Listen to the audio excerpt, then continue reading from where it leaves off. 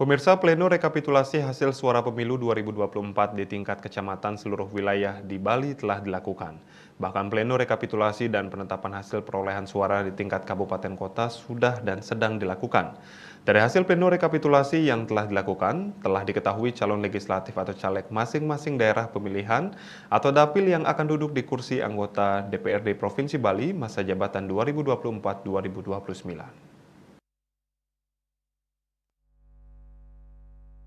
Sejumlah pendatang baru newcomer akan mengisi kursi di DPRD Provinsi Bali, namun sebagian besar masih diisi oleh wajah lama incumbent. Dari 55 kursi yang ada, newcomer calon anggota DPRD Provinsi Bali sebanyak 17 orang. Paling banyak dari PDI Perjuangan sebanyak 10 orang, disusul Partai Gerindra 3 orang, Partai Golkar 2 orang, serta Partai Nasdem dan Partai Demokrat masing-masing 1 orang. Sisanya sebanyak 38 orang calon anggota DPRD Provinsi Bali diisi oleh incumbent. Sementara itu dari 55 kursi yang ada, keterwakilan perempuan hanya 9 orang.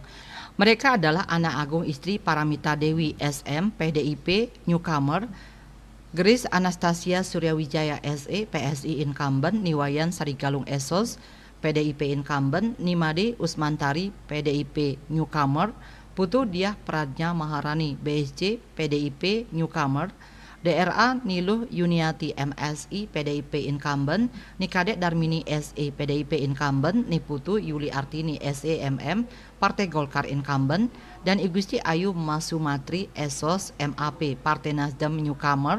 Sementara itu, jumlah alokasi kursi DPRD Provinsi Bali sebanyak 55 kursi, paling banyak diisi oleh PDI Perjuangan, yaitu 32 kursi atau 58,2%, disusul Partai Gerindra sebanyak 10 kursi.